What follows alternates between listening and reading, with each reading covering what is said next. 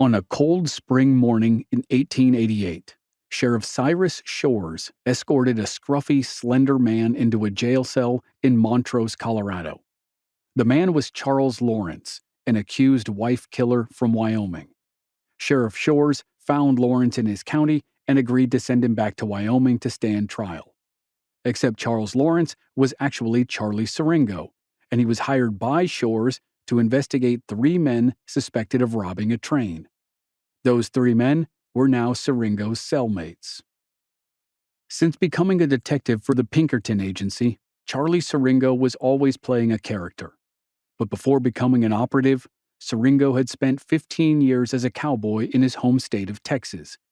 His extensive time on the range gave him tracking skills and the ability to handle tough characters.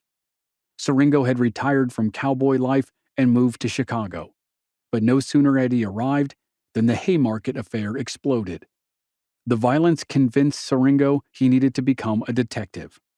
Once hired, the Pinkertons sent Siringo to Denver. For 2 years, Siringo went undercover and infiltrated various gangs in order to bring lawbreakers to justice, which was why he was now undercover in a Montrose jail cell in the spring of 1888.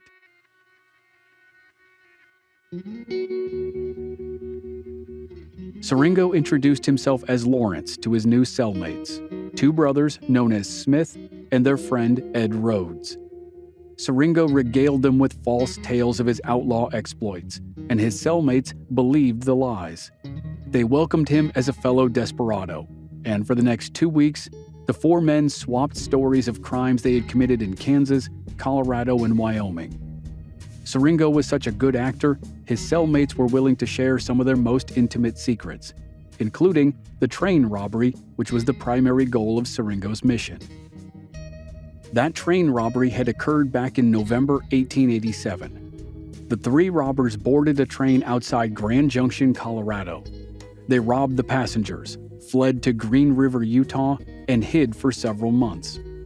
Somehow, the details aren't clear, the 3 robbers had been captured and wound up in Sheriff Shores' custody. But Shores needed a confession, and Charlie Siringo had just secured it. 2 weeks later, Sheriff Shores played the last card in the theatrical game. He slapped a pair of handcuffs on Siringo's wrists and told him it was time to head to Wyoming to face justice for killing his wife. When Siringo was out of jail, he told Sheriff Shores all that he had learned from the accused train robbers. Thanks to Siringo, the Smith brothers and Ed Rhodes were sentenced to 7 years in prison. Meanwhile, Siringo boarded a train back to Denver with another successful job in the books. When he returned home, he discovered that an old nemesis was no longer a problem, and he had a new boss in the Denver office.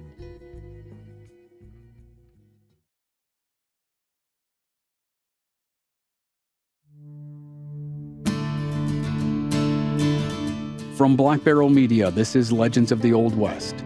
I'm your host, Chris Wimmer, and this season we're focusing on the famous Pinkerton Detective Agency and 2 of its most famous operatives, James McParland and Charlie Siringo. This is Episode 5, Charlie Siringo Part 2, Into the Mines.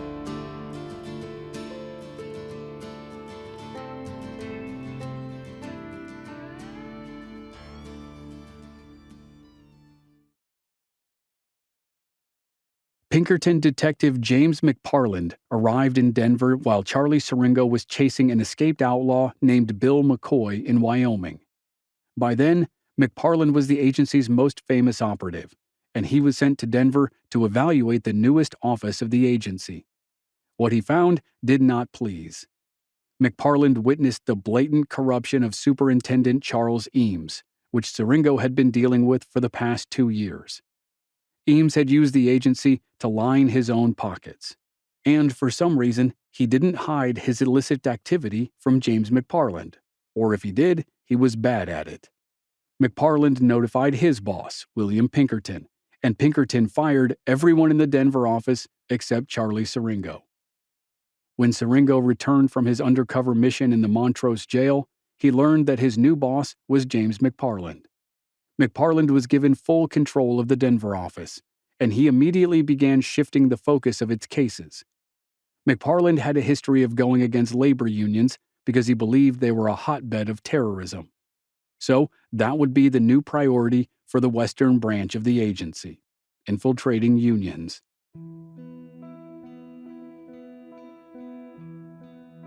In August 1889, McParland called Siringo into his office. There, Siringo met an executive who worked for the Price and Peltier Mining Company.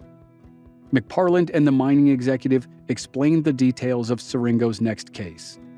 Price and Peltier Mining was located in Tuscarora, Nevada. Tuscarora had become a booming silver and gold mining town over the past 2 decades. The Transcontinental Railroad across the Nevada desert had been completed 20 years earlier, and the nearest stop to Tuscarora was 40 miles south in Elko. The railroad brought floods of people west, and during the era of prosperity, mine owners got rich and miners did not. By 1889, tensions between the two sides were ready to boil over. One evening in April, C.W. Price and George Peltier, the owners of Price and Peltier Mining, called it a night and retreated to their respective beds in Tuscarora. As each was on the verge of falling asleep, bombs exploded under their beds. Peltier was thrown out of his cabin, but landed on his mattress. He miraculously didn't suffer any major injuries. Price landed on the hard ground and did sustain chronic injuries which would trouble him for the rest of his life. James McParland instructed Charlie Siringo to find the men who tried to kill Peltier and Price. Before going to Tuscarora, Siringo headed west to San Francisco and met with George Peltier, who had left the mining camp for safer environs of the big city. Peltier gave Siringo a list of possible suspects or associates of suspects. The list of suspects had been produced by a different agency which had tried and failed to apprehend the possible bombers. With the list in hand, Charlie headed across the Sierra Nevada mountains to the desert of Nevada. When he arrived in Elko, he boarded a stagecoach for the trip up to Tuscarora. As luck would have it, he met one of the people on Peltier's list, Phil Snyder. Supposedly, Snyder was friends with some of the suspects. During the ride, Siringo presented himself as Leon, a Texas gun for hire.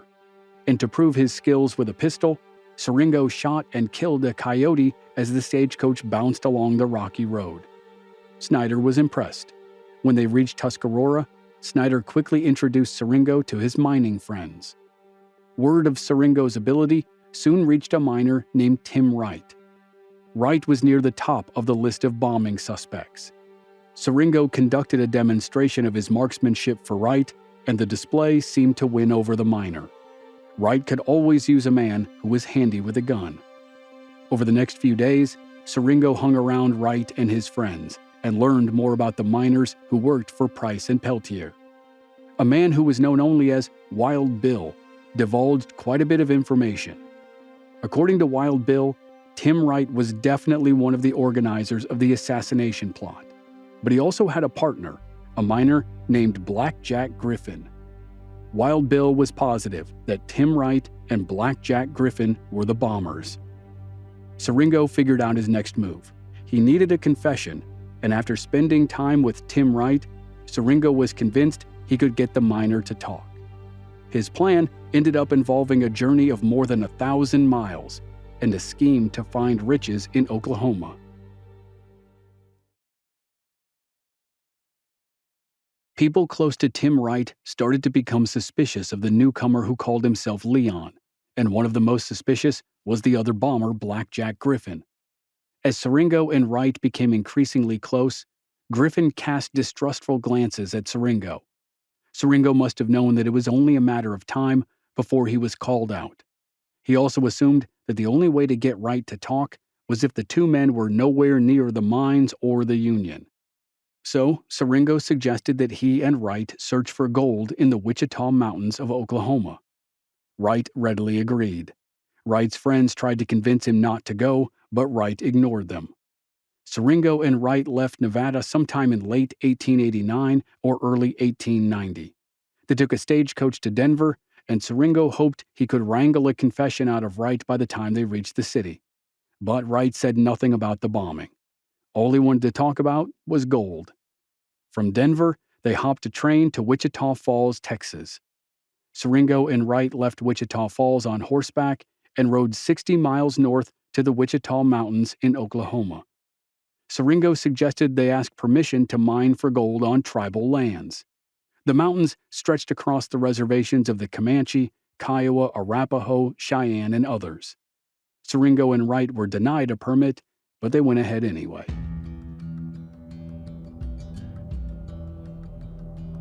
For more than a month, the two men searched for gold while dodging tribal police. The covert evasion of authorities brought Siringo and Wright closer together as friends. And one night, while they camped under the stars, Wright confessed to bombing Price and Peltier. Siringo didn't record the details of how he was able to get Wright to open up, but Wright gave Siringo everything. According to Wright, he and his accomplices cut the dynamite fuses the same length and lit them at the same time. The hope was that Price and Peltier would, quote, sprout angel wings together. And Wright admitted to being the one who put the dynamite under Price's bed.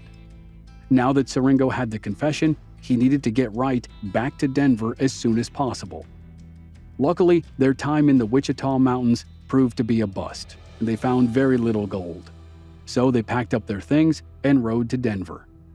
When they reached the city, Tim Wright was immediately arrested and thrown in jail. C.W. Price traveled to Denver, and when he stood at the bars of Wright's jail cell, Wright broke down and made a full confession. Wright agreed to turn on his co-conspirators in exchange for his freedom. Unfortunately for the mining company and the Pinkertons, Wright's co-conspirator, Black Jack Griffin, had fled to South Africa and was beyond the reach of Charlie Siringo. After 9 months of work and a ton of travel, the Tuscarora case was closed. Unfortunately for Siringo, he returned home to tragedy instead of triumph.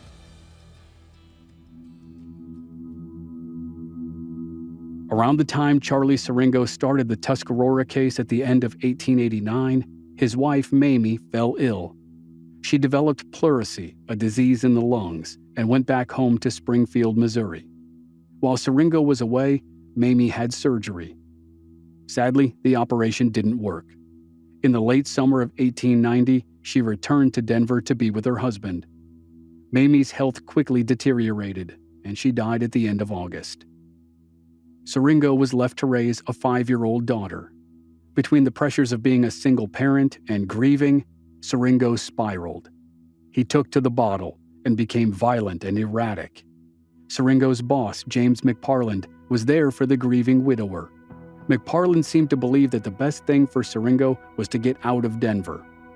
In the summer of 1891, a year after Mamie's death, McParland called Siringo into his office and told him about a disturbing situation in the Idaho Panhandle.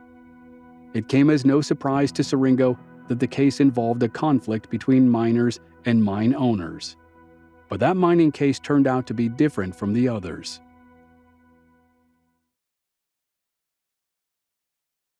Gold was discovered in the Idaho Panhandle around 1883 along the Coeur d'Alene River. The discovery didn't spark a gold rush on the same level as Nevada, California, or the Black Hills, but it did lure its fair share of prospectors to a region that was only lightly touched by westward migration up to that time. Soon, new arrivals carved crude towns like Gem and Bear out of the pine trees. And as the early mines turned into large companies, labor unions formed. The first union formed in 1887 and caused a domino effect in the region.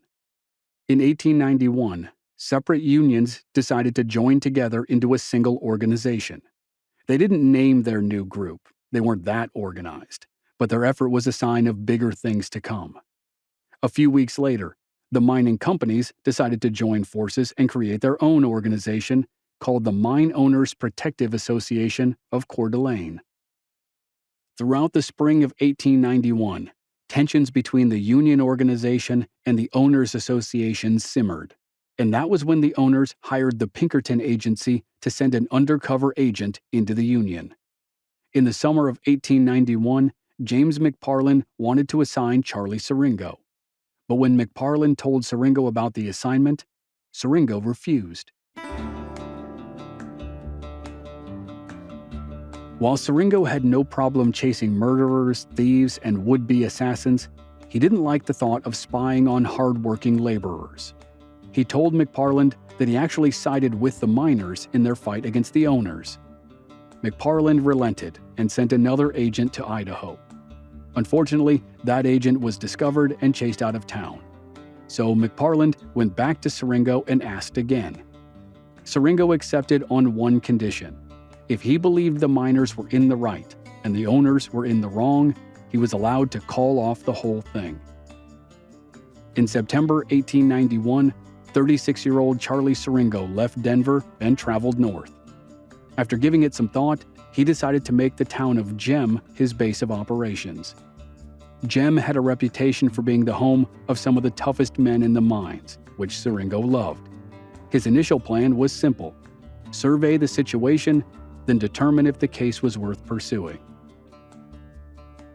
For 2 weeks, Siringo ate, drank, and talked with the miners in the area.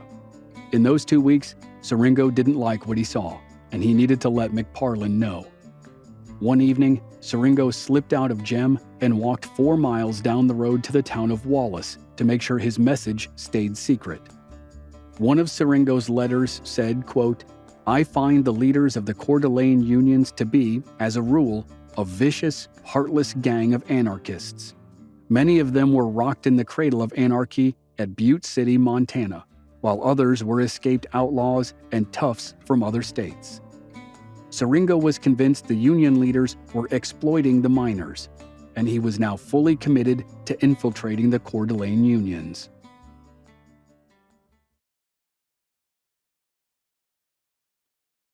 For 2 weeks in September 1891, Charlie Siringo surveyed the tensions between the miners' union and the mine owners. But Siringo wasn't the only one doing some investigating. Siringo arrived in the Idaho Panhandle under the alias Charles Allison, and before long, union leaders wanted to know more about the stranger named Allison. Around September 19th, Siringo was told to visit George Pettibone, the union's Treasury Secretary. Siringo was understandably concerned that his true identity might have been discovered, but when he met with Pettibone, he was surprised to learn that Pettibone wanted to offer him a job in the union. Siringo, the graceful liar, had made a good impression on Pettibone and other prominent union members during the past 2 weeks. Now, Pettibone wanted Siringo to become recording secretary. Siringo accepted, and when it was put to a vote, the other leaders agreed.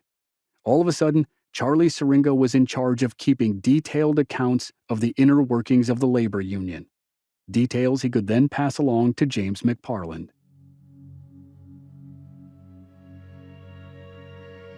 As the man who kept the minutes of the meetings, Siringo was now one of the most important men in the union.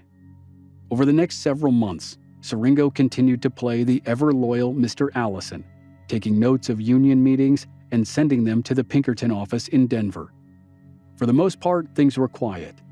There was still an undercurrent of tension between the miners and the owners, but nothing major happened as 1891 drew to a close. Then, in early 1892, the union called for a strike. The mining companies had just reduced miners' wages in response to a railroad transportation dispute regarding ore. The union didn't like the sudden cut in pay, and the men put down their tools. As expected, the owners called in scabs. Throughout the spring and early summer of 1892, the union quietly planned a response to the incoming scabs. At the start of July, Siringo learned that the main union and smaller unions across the region were going to coordinate some sort of act of violence. When Siringo knew more of the details, he was ready to warn the Pinkertons in Denver, but then he abruptly learned that his own survival was at risk. A man named Tim O'Leary had arrived from Butte, Montana, with a single mission: to find the rat who was leaking union secrets to the press.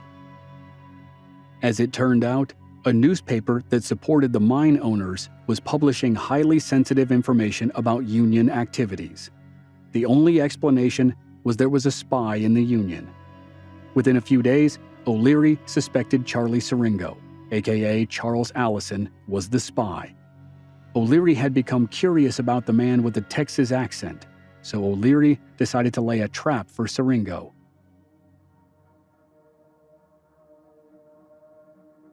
One evening during a union meeting, O'Leary stood and announced that there was a traitor in their midst, and the traitor should leave town. The purpose of O'Leary's outburst was to get the crowd riled up, and it worked. Siringo listened to O'Leary's speech and clapped along, but deep down, he suspected that O'Leary had eyes on him. During a break, O'Leary asked if he could look at Siringo's official logbook. Siringo handed it over. 10 minutes later, O'Leary and some men approached Siringo with a question. Why was there a page torn out? That page was important because it included details of a Union plan to flood a mine full of scabs as a way to strike back against the owners. Without missing a beat, Siringo claimed that the Union's president, Oliver Hughes, ordered him to remove the page. O'Leary called Siringo a liar and was ready to pounce. But Hughes said that he did, in fact, order Siringo to remove the page and destroy it because it was so incriminating.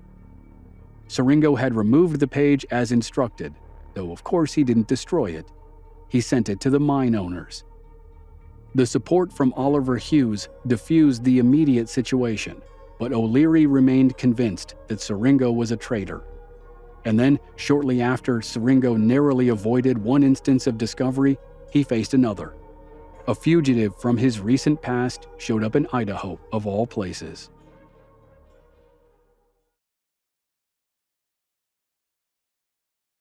Shortly after the close call at the union meeting, Siringo learned from a woman at his boarding house that a man had been watching the house and Siringo himself. When the woman informed Siringo of the stranger, she said the man was outside right now.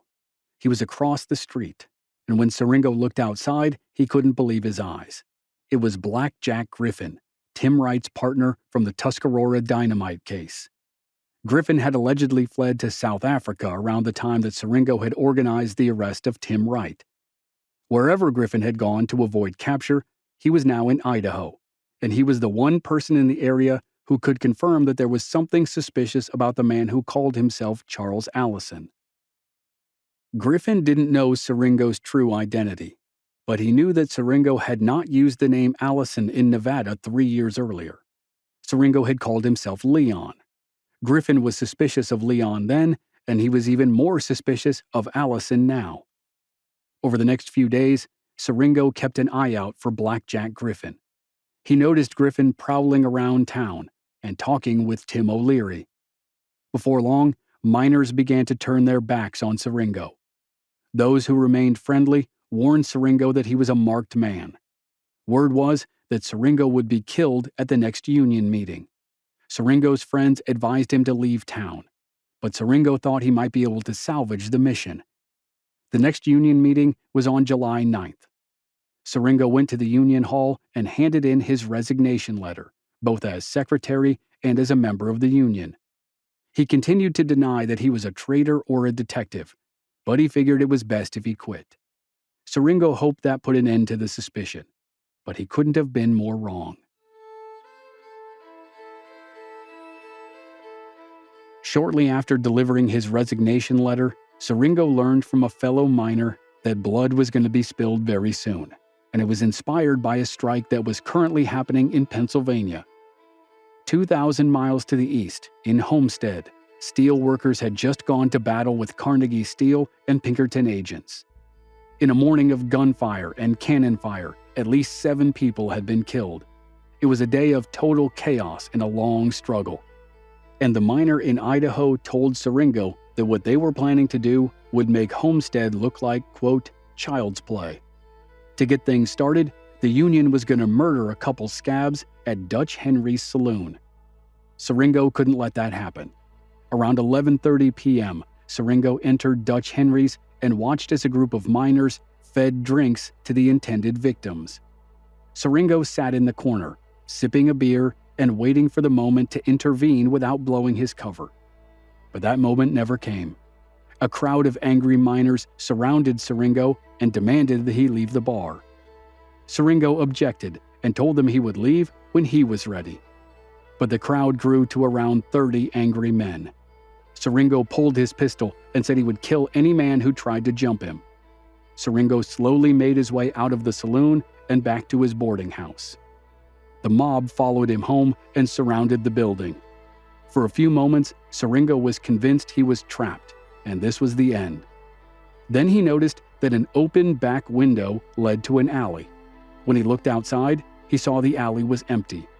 With his Winchester in hand, Siringo jumped out of the window, crawled down the alley, and escaped into the night. Siringo still wanted to make sure the two scabs were okay, and he rushed to the mine to find them. When he arrived, he discovered that the two men had been severely beaten. One was barely hanging on. Knowing that he couldn't go to a doctor in Gem, Siringo ran 4 miles to the town of Wallace to get help. Luckily, a doctor was willing to see the injured men. Once the doctor had been summoned, Siringo needed to warn the mine owners of the impending trouble. None of the mine owners were in town, but Siringo learned that a secretary was in Wallace. Siringo rushed over to the secretary's house and told him that war was coming to the area. The secretary thanked Siringo and advised him to flee, but Siringo refused. He had enlisted in a war, and he was going to see it through to the end. The next morning, Siringo took a train back to Gem. He ran to his boarding house, readied his Winchester and ammunition, and waited to see what kind of hell would break loose.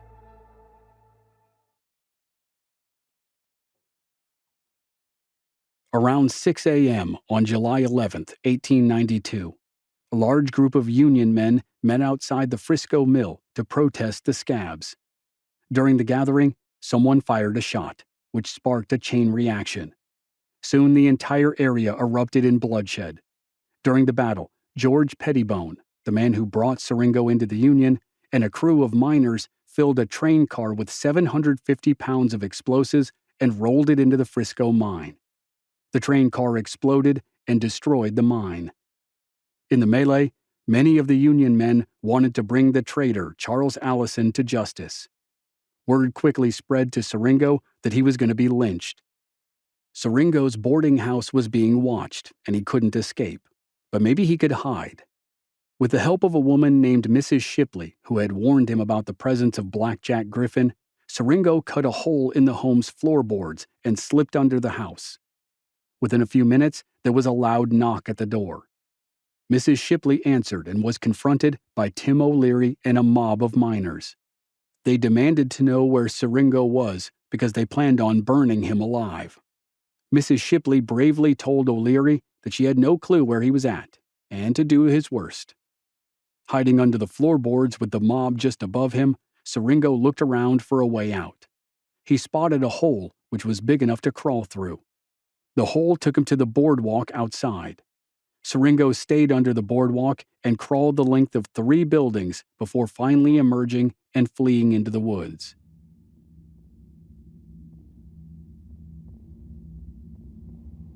Later that day, the rioters turned their attention to the nearby Gem mine and threatened to bomb it. The owners of the mine decided it was more important to save the mine and the lives of the temporary workers, so they agreed to surrender it to the Union men. The scabs laid down their weapons and were told to leave the area. When the dust settled, around 6 men had been killed and dozens injured, but the Union men had won the battle. Unfortunately for them, their victory was short-lived. Word of the violence reached the governor of Idaho, and he quickly declared martial law. On July 14th, Siringo watched from the hills as federal soldiers and the state militia arrived in town. Over the next 2 days, troops regained order in Gem, Wallace, and the surrounding towns. Between 300 and 600 Union members were rounded up and placed in bullpens. Most were eventually released without being formally charged. But quite a few, including George Pettibone, faced charges of criminal conspiracy. When the trials began in August, Charlie Siringo testified against the Union. More than any other case thus far, Siringo had vivid and incriminating details against the defendants. In the end, 18 Union leaders, including Pettibone, were convicted of criminal conspiracy and contempt of court. Pettibone was sentenced to 2 years in prison and sent to Detroit. but he only served about a year. The U.S. Supreme Court reversed the decisions against all the Union leaders. Pettibone returned to Idaho and helped create a new organization, the Western Federation of Miners, which would become a prominent player in the ongoing Union wars of the next 25 years. Meanwhile, Charlie Siringo returned to Denver. He had spent a little over a year in Coeur d'Alene, and the experience left a bitter taste in his mouth. He genuinely liked the miners he had come to know, but he felt that good workers had been seduced by bad leaders. Luckily for Siringo, he wouldn't have to deceive honest miners anymore. His last major assignment would be to chase two of the most famous train robbers in American history.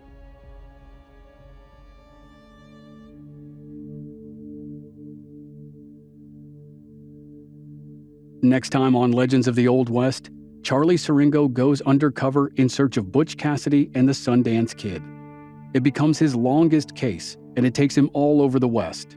But Butch and Sundance are slippery characters. To round out his career, Siringo has one final run-in with George Pettibone and the Western Federation of Miners. That's next week on the season finale of Pinkertons, here on Legends of the Old West.